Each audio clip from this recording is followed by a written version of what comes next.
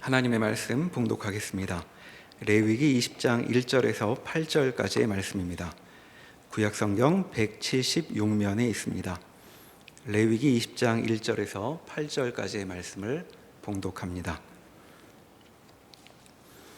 여호와께서 모세에게 말씀하여 이르시되 너는 이스라엘 자손에게 또 이르라.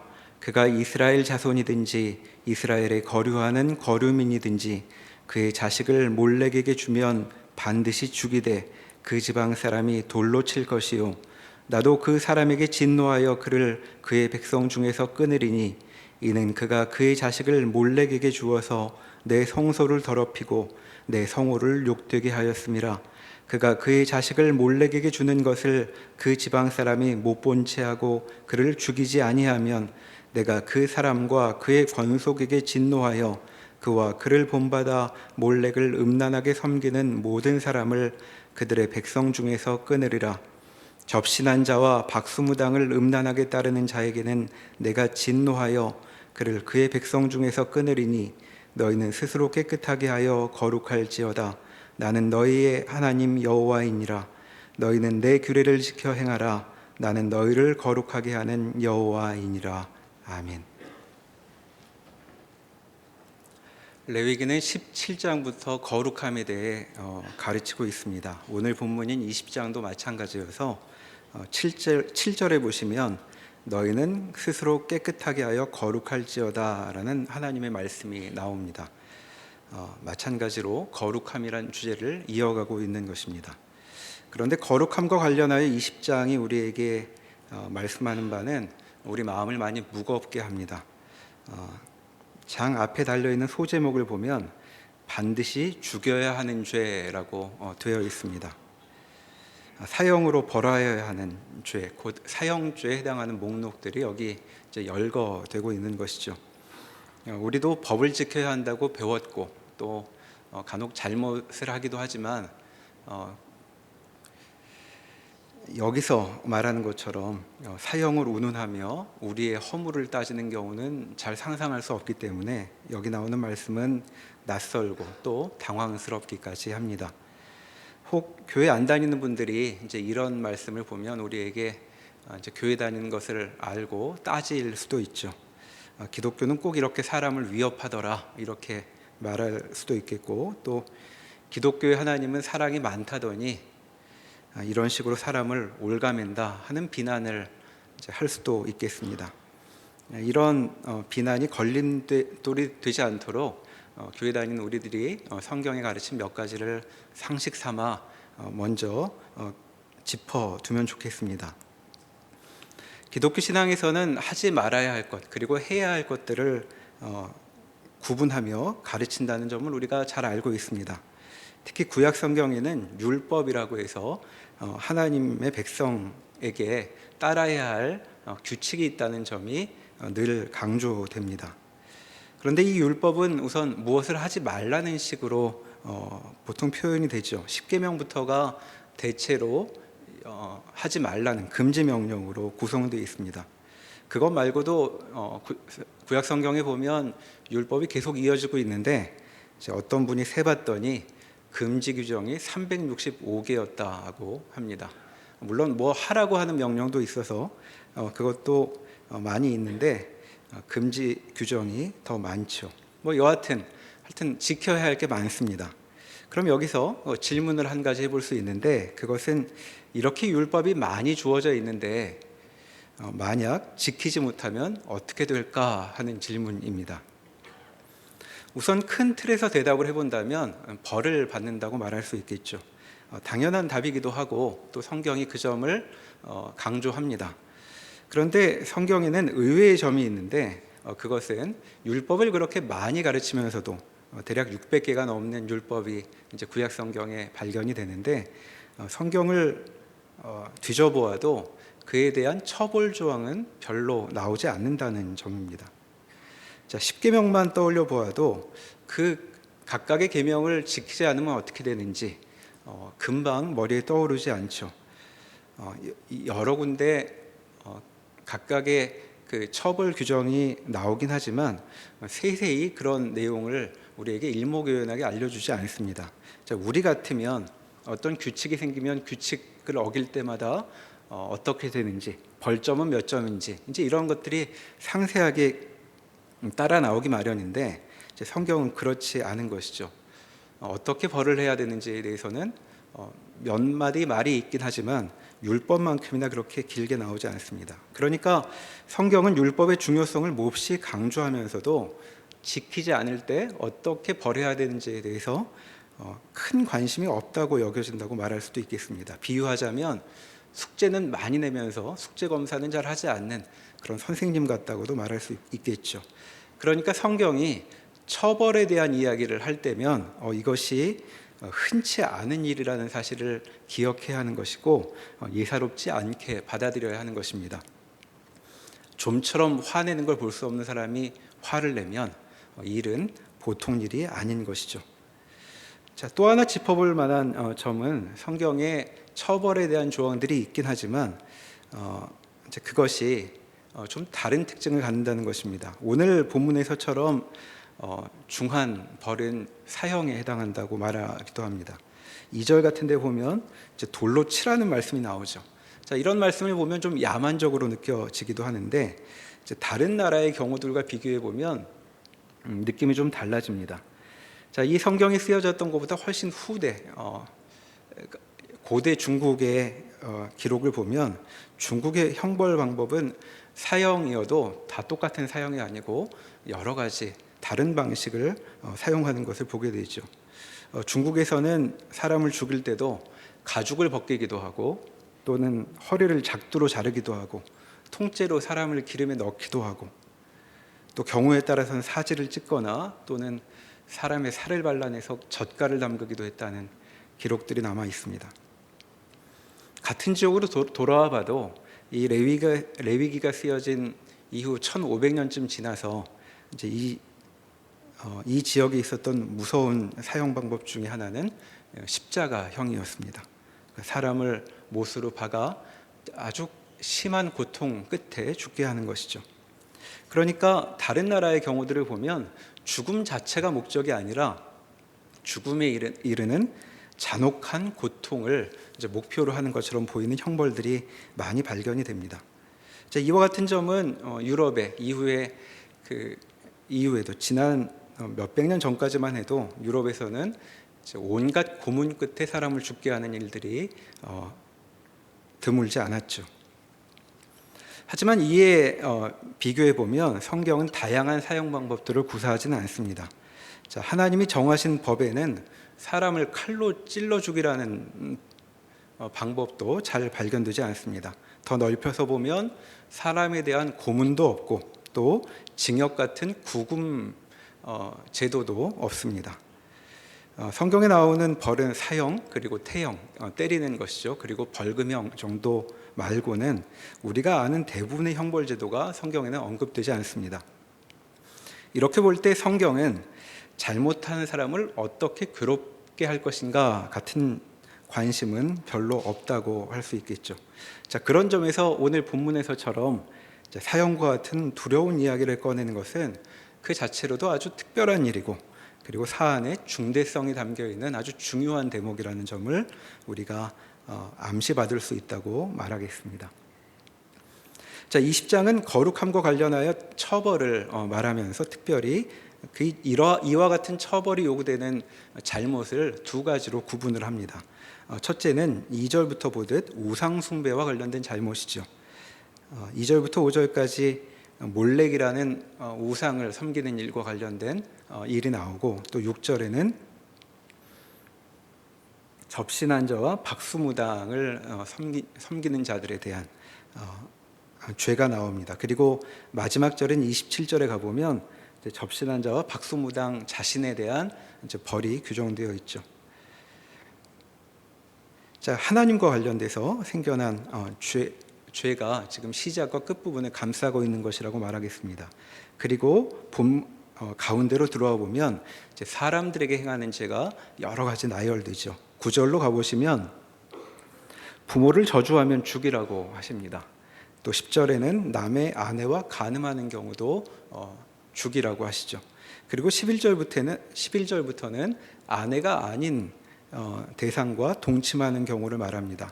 아버지의 아내, 아들의 아내, 그리고 남자와 동침하는 경우가 여기 거론되고 있습니다. 14절에 보면 아내와 장모를 함께 배우자로 거느리는 경우가 나오는데, 이제 이 경우는 특별하게 불에 태우라고, 불살라버리라고 말씀하시죠. 15절과 16절은 짐승과 교합하는 경우가, 그리고 17절은 자매와 동침하는 경우, 그리고 18절은 월경 중인 여인과 동침하는 경우가 나오는데, 여기서는 이들은 끊어질 것이라는 말씀이 이어집니다. 19절과 20절에서는 이모와 고모가 나오고 또 숙모가 나옵니다. 그리고 21절은 형제의 아내를 데리고 사는 경우가 이제 죄의 항목들로 거론되고 있죠. 뭘 이렇게 세세하게 따지나 싶은데, 이제 이것은 이렇게까지 짚어주지 않으면 사람들이 이게 잘못인지도 모를 당시의 상황을 시사하는 것이라고 말할 수 있겠습니다. 자, 여기 나와 거론되어 있는 여러 가지 경우들의 공통점을 찾아본다면 대체로 그들을 갖겠다고 원하는 나 말고 그들에게는 원래 다른 반려자가 있다는 것을 확인할 수 있는 것이죠. 그러니까 여기 나와 있는 이 여러 가지 죄는 죄들의 핵심은 내게 허락되지 않은 대상, 곧 다른 이에게 허락되어 있는 대상을 원하는 것, 이제 그렇게 하여 생긴 잘못들을 말한다고 정리해 볼 수 있겠습니다. 그러니까 20장을 전체 윤곽을 떠올려 보자면 우상 숭배라는 죄가 틀을 구성하고 있고, 그 안에 사람에 대한 죄가 담겨 있는 것이죠. 그러니까 사람 관계에 대한 잘못도 이제 우상 숭배와 관련된 안목을 가지고 이해해야 된다라고 말하는 것입니다. 자, 그렇다면 대체 무슨 잘못이기에 사형까지 말할 만큼 무겁게 처벌되는 것인가 하고 묻게 되죠. 다시 2절로 넘어가 보시면 거기 몰렉이라는 신을 섬기는 문제가 5절까지 이어집니다. 자, 몰렉은 앞에 18장 21절에서 먼저 언급된 바가 있죠. 18장 21절을 보시면 너는 결단코 자녀를 몰렉에게 주어 불로 통과하게 함으로 내 하나님의 이름을 욕되게 하지 말라. 나는 여호와이니라 라는 말씀이 나왔습니다. 자, 몰렉은 레위기에 처음 등장하는 신인데, 이 신을 섬기는 데에는 특징이 있죠. 그것은 자녀를 바친다는 것입니다. 다시 20장 본문으로 넘어와 보면 이 점이 항상 같이 언급이 되죠. 20장 2절에 그의 자식을 몰렉에게 주면이라고 말씀하시고, 또 3절에서도 그가 그의 자식을 몰렉에게 주어서 내 성소를 더럽히고 라고 말씀하십니다. 근데 자식을 이렇게 신에게 바치는 것, 특히 그 불살라 바치는 것이었는데, 이제 이와 같은 관습은 당시에 보편적이어서 이후 이스라엘 왕정 역사까지 계속되고 있는 것을 우리가 확인하게 됩니다. 자식을 불태운 왕으로 남왕국에서 두 왕이 언급이 됩니다. 아하스와 므낫세가 나오고, 또 북왕국에서는 왕 이름은 나오지 않지만 멸망 이후 가운데 하나로 자식을 불태운 악행이 언급되고 있죠. 자, 이처럼 자식을 바쳐 신을 숭배하는 일은 가나안 땅에 이후 이스라엘이 자리 잡고 산 때까지도 여전히 만연했던 풍습이었던 것으로 보입니다. 이 관행을 깬 것으로 기록된 사람이 하나님이 아끼시던 요시야 왕이었다고 열왕기 하에서는 기록되고 있습니다. 자, 이와 같은 점을 우리가 고려한다면 이 사형이라는 벌이 요구되는 이 잘못이 어떠한 것인지, 이 죄에 어려 있는 분위기를 느껴볼 수 있죠. 자, 우리는 점잖아서 대체로 다른 사람 일에는 함부로 끼어들지 않습니다. 그런데 만약 길거리에서 누군가 어린아이를 때리는 장면을 본다면 생판 모르는 사람이어도 그냥 지나치기는 어려울 것입니다. 자, 앞뒤를 가리지 않고 일단 계속 아이를 때리고 있는 그 손을 잡아 제지하려고 하겠죠. 자, 그 사람이 내 자식인데 무슨 상관이냐라고 험상궂게 나와도 그가 그렇게 말하면 계속 아이를 때린다면 그냥 놔두지 않을 것입니다. 개나 고양이만 학대해도 신고가 가능한데 아이를 그렇게 때리면 가만히 둘 수 없겠죠. 비유하자면 하나님이 그렇게 말씀하시는 것 같습니다. 어디 힘없는 아이라고 함부로 주먹을 휘둘러대느냐? 절대로 그대로 두어서는 안 된다. 이제 그런 심정이 여기 발견되는 것이죠. 그런데 말려도 그 때리는 일을 좀채로 멈추지 않고 아이를 아예 패대기라도 치려고 한다면 옆에 있는 사람들이 다 나서서 그 사람을 오히려 흠씬 두드려 패를 수도 있을 것입니다. 손가락 하나 올릴 힘도 내지 못할 만큼 손을 봐주겠죠. 자, 그런데 이 율법이 문제 삼는 사람들은 그저 아이들을 두드려 패는 정도의 사람들이 아닙니다. 아이를 불에 태워 죽이려고 하고 있죠. 봐줄 수가 없습니다. 가나안과 이스라엘 역사에서 나타났듯이 이 일을 도무지 멈추지 않고 계속 하려고 든다면, 자꾸 그렇게 아이를 불태워 죽이려고 한다면 어떻게 할 것인가? 자, 하나님은 지금 그런 사람을 영구 격리시켜버리겠다고 말씀하시고 있는 것이죠. 자, 이렇게 생각을 해보면 사형이라는 죄가 그리 과하지 않다는 느낌까지 들기도 합니다. 자, 그런데 이런 모습에는 그저 아이를 학대하는 것보다 더 깊은 의미가 담겨 있죠. 부모에게 있어서 자식은 대체로 무엇과도 바꿀 수 없는 중요한 존재입니다. 자녀가 아프거나 괴로운 일을 당하면 자식 대신 아프거나 내가 그 일을 대신 당하고 싶어 하는 것이 부모들이 보통 공유하고 있는 마음이죠. 평생 마음고생을 시킨 자식에게라도 평생 일군 재산을 대가 없이 물려주고 싶어 하는 것이 부모의 마음입니다. 그렇듯 자녀라는 존재는 부모에게 각별한 무게를 갖고 있죠. 자, 그런 것이 부모의 마음일 텐데 지금 여기서는 부모가 그렇게 귀한 자식을 누군가에게 바치겠다고 하고 있습니다. 여기 나오는 몰렉이라는 신이 그 대상이죠. 부모가 가장 귀한 보배를 바친다고 말하는 것을 보면 몰렉이야말로 이 부모들에게 가장 중요한 대상인 것 같습니다. 자식까지 바치는 걸 보면 몰렉이 요구해서 이 부모들에게 얻지 못할 것은 없어 보이죠.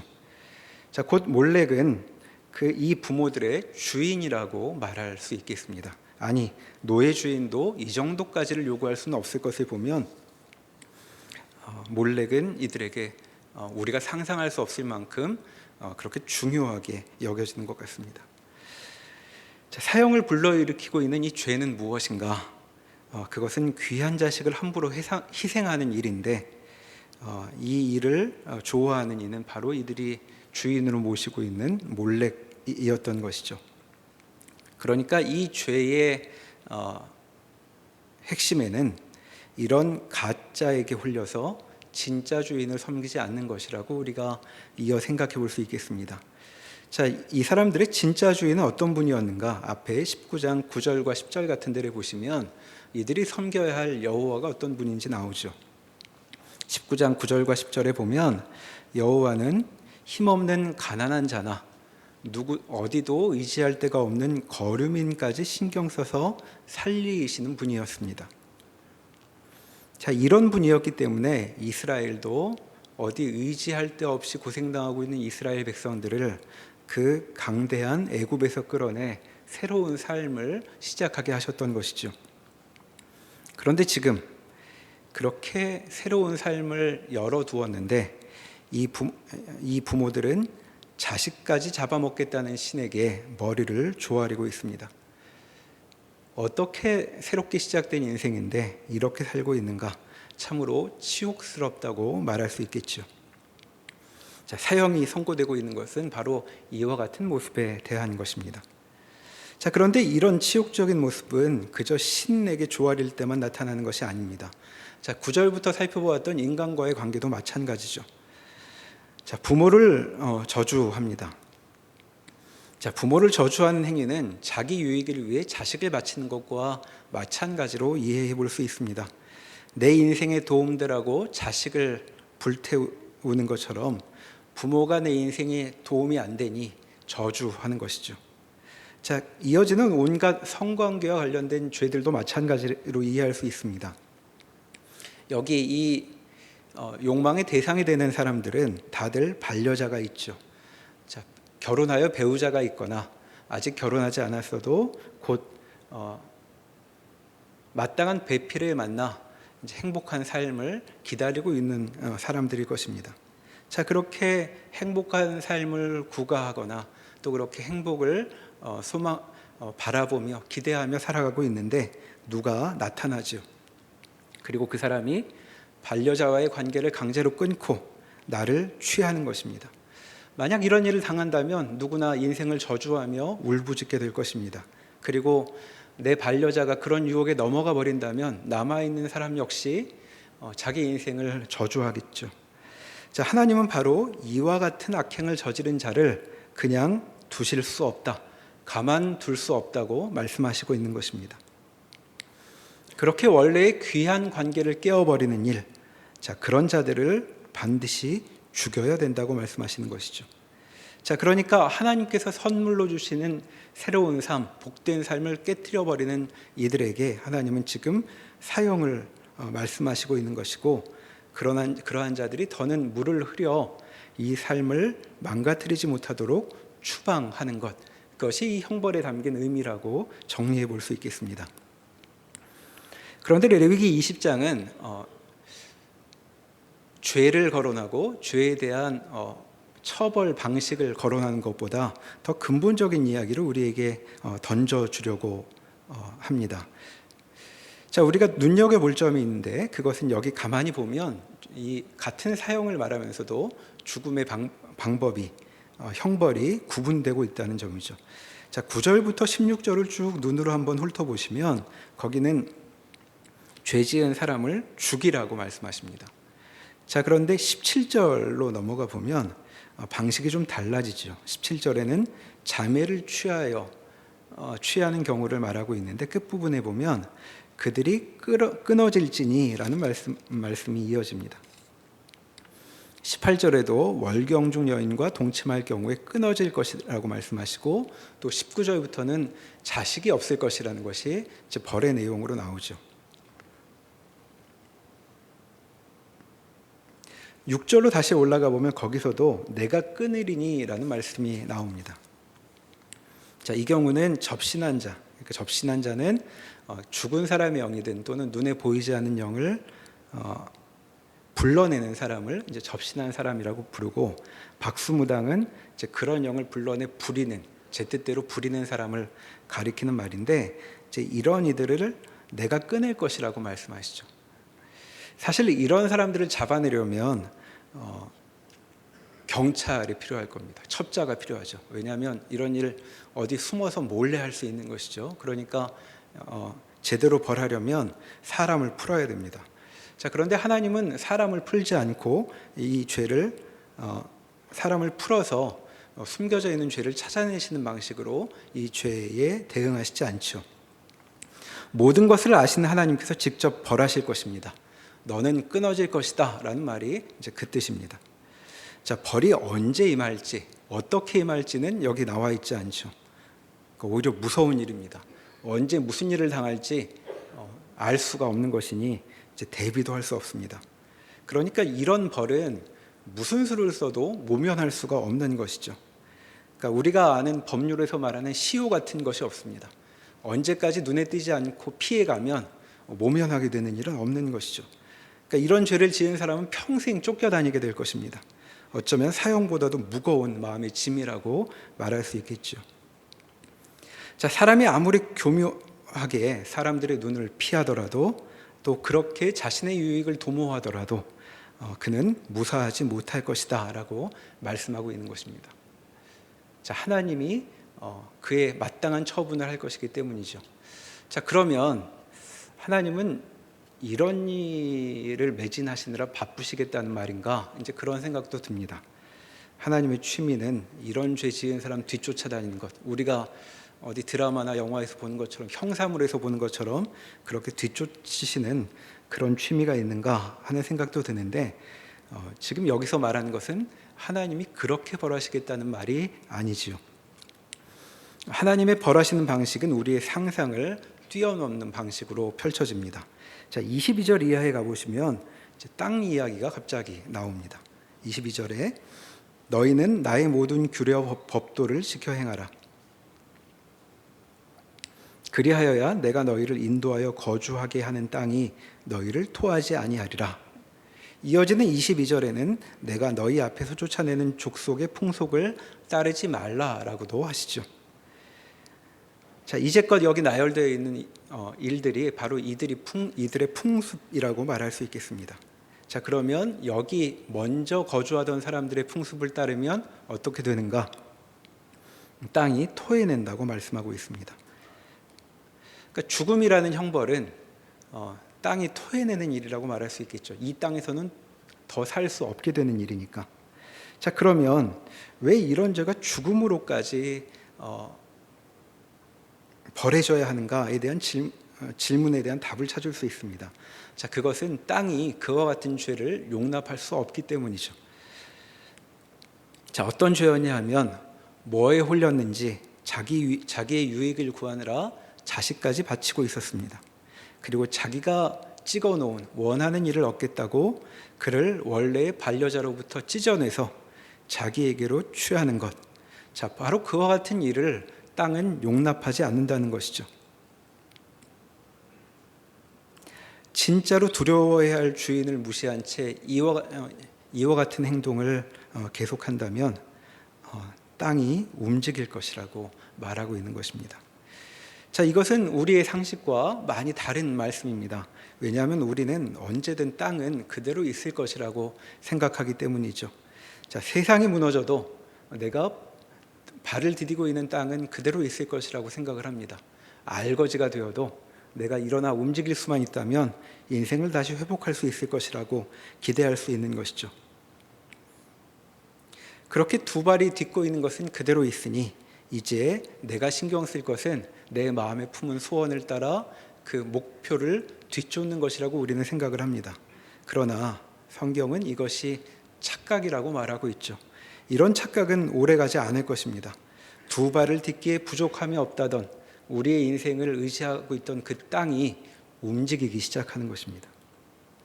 그리고 땅 바깥으로 통째로 내뱉어내는 일이 이어지고 있죠. 그러니까 우리의 착각을 성경은 이렇게 교정을 합니다. 우리는 이렇게 생각합니다. 발밑은 굳건하고 눈은 어디로나 향할 수 있다고 생각을 하죠. 그러나 성경이 말하는 실상은 반대입니다. 눈이 굳건한 대상, 진짜 주인을 향할 때에만 어디로나 흔들릴 수 있는 이 땅이 비로소 안정을 취한다라고 말하고 있는 것이죠. 자, 그런 면에서 하나님은 죄인을 일일이 뒤쫓아 벌하실 이유가 없습니다.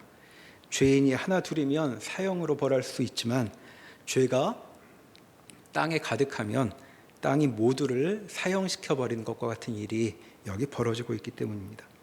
자, 사람들은 얼마든지 보이지 않는 곳에서 자기 뜻을 이루며 아무에게도 들키지 않게 자기 원하는 것을 취할 수 있다고 생각을 합니다. 그러나 하나님이 만드신 세상에 사는 한 그런 모의나 그런 계획은 쓸데없는 것이죠.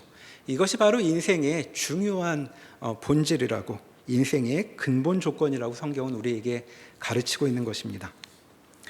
자, 그러나 지금 성경이 이 20장을 통해 우리에게 하려고 하는 이야기는 죄를 어떻게 벌할 것인가에 대한 것이 아니죠.